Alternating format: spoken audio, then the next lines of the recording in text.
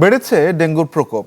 মশার বংশবিস্তার রোধে কার্যকর পদক্ষেপ এখনও চোখে পড়েনি মাগুরাতে। এ বিষয়ে বিস্তারিত জানবো। ইলিয়াস মিথুন আমার সঙ্গে যুক্ত হয়েছেন। ইলিয়াস মিথুন, একটু জানাবেন আসলে এই পদক্ষেপ নিতে আসলে প্রশাসনের অনাগ্রহ কেন? বাংলা কিউআর যেখানে নগদ পেমেন্ট সেখানে সারা দেশে 10 লাখেরও বেশি মার্চেন্টে নগদে পেমেন্ট করুন খুব সহজে।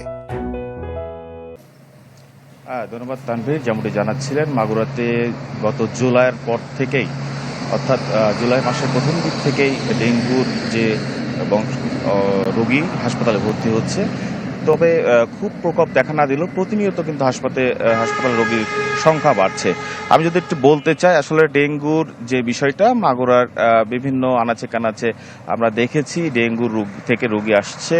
পাশাপাশি যে ছোট ছোট যে ময়লা আবর্জনা, ডাবের খোলা পানি জমে, স্বচ্ছ পানি জমে কিন্তু এই ডেঙ্গু বাহক এডিস মশা বংশ বিস্তার করছে। আমি যদি একটু জানাতে চাই, এই জুলাই আগস্ট মাসের দিকেই ডেঙ্গুর প্রকোপ বৃদ্ধি পায়, তেমনই মাগুরা ডেঙ্গুর প্রকোপ আস্তে আস্তে বৃদ্ধি পাচ্ছে।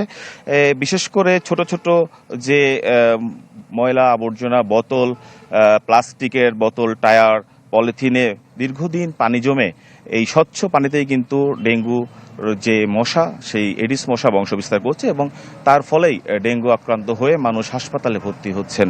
তবে একটি দুঃখের বিষয় যে মাগুরার যে পৌরসভা রয়েছে বা স্থানীয় প্রশাসন রয়েছে, তাদের কিন্তু মশক নিধনে কোনো কার্যক্রম আমরা দেখতে পাইনি, যার ফলে কিন্তু স্থানীয় যারা বাসিন্দারা রয়েছে তারাও কিন্তু অভিযোগ করেছে। আমি যদি একটু কথা বলতে চাই একজন পৌরসভার বাসিন্দার সাথে, আসলে তাকে জানতে চাইবো যে মশক নিধনে কি কার্যক্রম আপনাদের চোখে পড়েছে কিনা।